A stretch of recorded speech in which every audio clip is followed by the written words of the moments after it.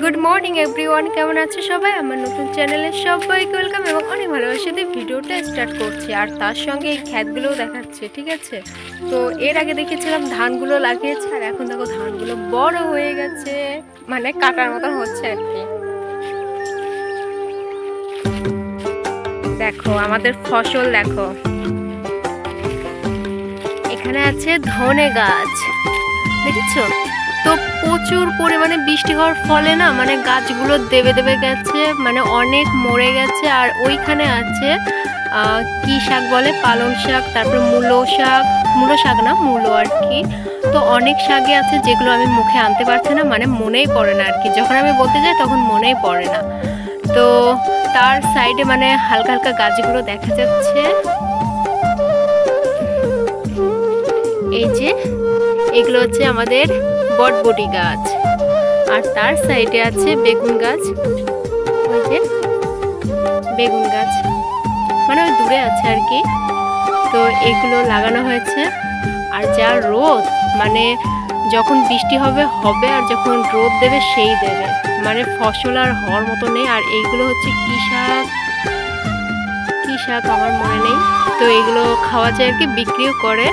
তো মাথা থেকে উড়ে গেছে দেখো অনেকটা। আর ওই ধুধু করছে মানে সাদা মাটি মতো দেখা যাচ্ছে, ওইখানে আছে মূলো বোনা হয়ে গেছে, হালকা হালকা নষ্ট হয়ে গেছে, হালকা হালকা ভালো আছে আর কি।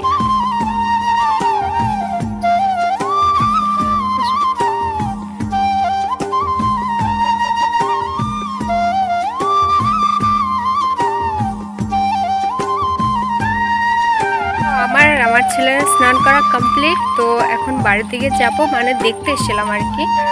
তো এই মাঠঘাট ছাড়া তো আমাদের অন্য কিছু নেই, তো সেখানে যাব। কি হলো চলো চলো চলো চলো চলো, কি অবস্থা বাথরুম দেখো না। তারপর আমার এই ব্লাউজগুলো না কাটা হয়ে গেছে, এই যে তো অনেক টুকরো কাটা হয়ে গেছে, সেগুলো এখন বানাবো। মানে আগে খাওয়া দাওয়া করে নিই, খাওয়া দাওয়া করার পর ছেলেকে ঘুম পাড়ানোর পর তারপর দেখাবো। আর যখন সেলাই করে না তখন দেখানো যায় না, কারণ আমার তো আর বড় লাঠি নেই, ওকে লাঠি বলে আর কি। তো কি করে দেখাবো, ধরারও কেউ নেই। তো এটা বানাবো, এটা বানানোর পর তারপর একটু সেলাই আছে সেগুলো করব, তারপর বিকাল টাইমে একটু রিলস বানাবো। তো এখন ছেলের জন্য দাঁড়িয়ে আছে, ভাত বাড়বো কি না জানি না। তো ভাত খাওয়ার জন্য ছেলেকে ডাকছিলাম, কিন্তু ছেলে চলে গেছে আবার মাঠের দিকে। তো আজকে আমাদের রান্না হয়েছে নিরামিষ মানে ডাল আর কি, তাছাড়া অন্য কিছু না। আর আজকে তো একেতেই বারবার মানে শনিবার, তো শনিবারে সবাই নিরামিষ খায়, ওই জন্য আমরাও নিরামিষ খাই আর কি। সবার সাথে তুলনা নয় না, আমরাই খাই। তো ওই জন্য নিরামিষই খাবো, মানে ডাল একেতেই অখাদ্য আমার।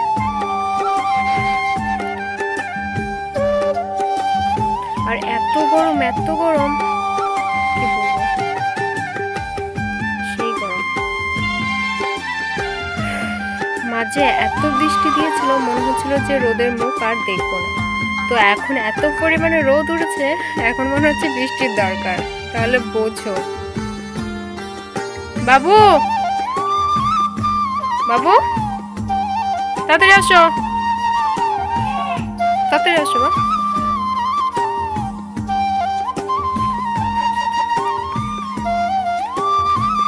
ঢোকো ঘরে, ঢোকো।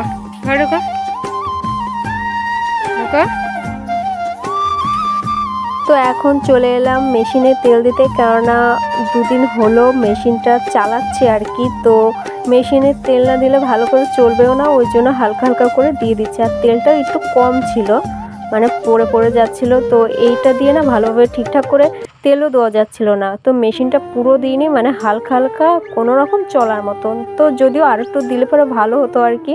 তো 3-4 মাস না মেশিনে হাতই দেওয়া হয় না, তো মেশিনটা অনেকটা মানে ঘের একটা শব্দ হচ্ছে। তো এখান দিয়ে ওখান দিয়ে দেখছিলাম, তো হালকা হালকা তেল টাইপের দিয়ে দিচ্ছিলাম, মানে যেটুকু পারবো আর কি। যদি মেশিনটা খুলে তারপর যদি তেল দিতাম তো অনেক ভালো হতো। আর এখানে দেখো আমি ব্লাউজ কাটার জন্য সমস্ত কিছু রেখে দিয়েছি, যদিও এখনও কাটিনি। তো মাপটাপ দিয়ে কাটবো আর কি। প্রথমে পেপারটা কাটবো, তারপর আমার মেন কাপড়টা কাটবো। তো এই ব্লাউজ থেকে আমি মাপ নিয়ে নিচ্ছিলাম। তো এখানে দেখো আমার ব্লাউজ কাটা কমপ্লিট হয়ে গেছে। তো এটা মায়ের ব্লাউজ, আমার না। তো আমার সমস্ত কিছু কাটা হয়ে গেছে। তো আমি সেলাই করব।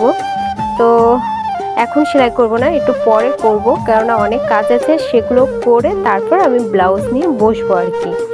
তো যাই হোক, এখনও আমি খাওয়া দাওয়া করিনি, অবশ্য করব। তারপর সোজা চলে এলাম ছাদে।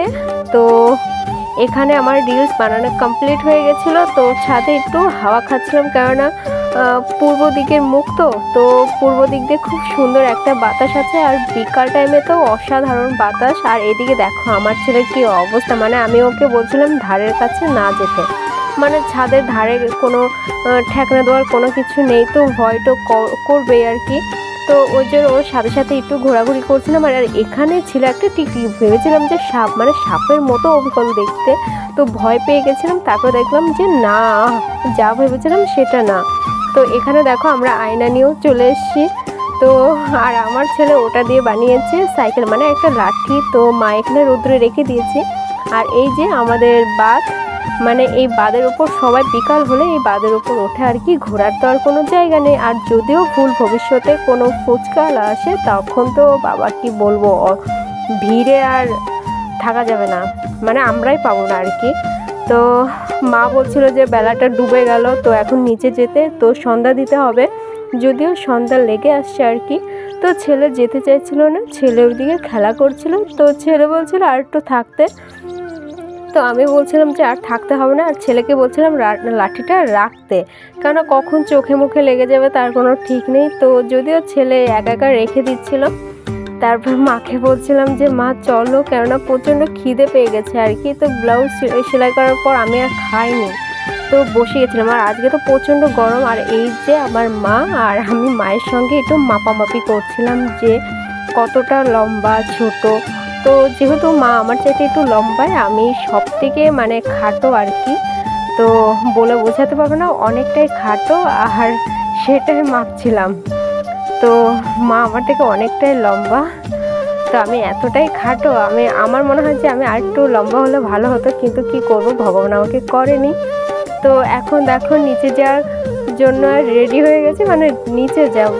তো মা বলছিল যে আমার চুলটা ভেজে আছে, তো চুলটা একটু শুকিয়ে দিয়ে, আর হালকা হালকা মেঘ দড়িয়েছিল, বাতাসটা ছিল কম, মানে যখন ছিলাম তখন বাতাসটা খুবই ভালো ছিল, আর এখন একটু কম হয়ে গেছে। আর আজকে না প্রচুর পরিমাণে গরম পড়েছে, ওই জন্য না ছাদে গিয়ে বেশ ভালোই লাগছিলো। আর এখানে দেখো ছেলের তো সেই দুষ্টুমি, মানে আমার ছেলে আমার কাছ থেকে ক্যামেরা নেওয়ার জন্য ওরকম করছিল আর কি। কিন্তু যাই হোক, ছোট বাচ্চা মানে সে কোনো ব্যাপার না, ওকে এটা সেটা বলে বুঝিয়ে দেবো।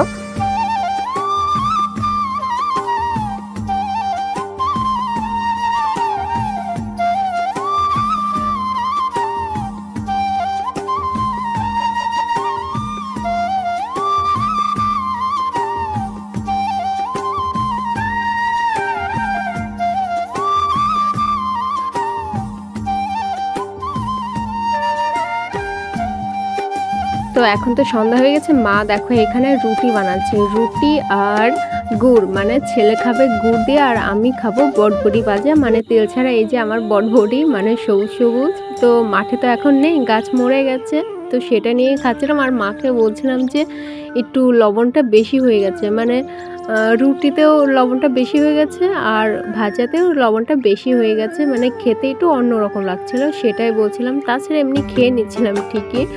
তো আমার মুখের অবস্থা দেখো, মানে কি বলবো, এতটা নুনে পোড়া হয়েছিল। আর এখানে দেখো আমার ব্লাউজ করা কমপ্লিট হয়ে গেছে, মানে সাইডগুলো এখনো মারা হয়নি আর হুকটাও বসানো হয়নি, তাছাড়া সবই কমপ্লিট হয়ে গেছে। আর এই যে আমি যে কাপড়টা নিচে পেতে রেখেছি ওটাও ব্লাউজ হবে, আর তার ওই লাইলন কাপড়টা পাশে রেখে দিয়েছে। ভেবেছিলাম যে আজকে কাটবো, কিন্তু এখন না আর হচ্ছে না, প্রচুর পরিমাণে মশা, আর মানে আমাদের ফ্যানটাও ঠিকঠাক করে ঘুরছে না, মানে পারা যাচ্ছে না, আর এতটা গরম।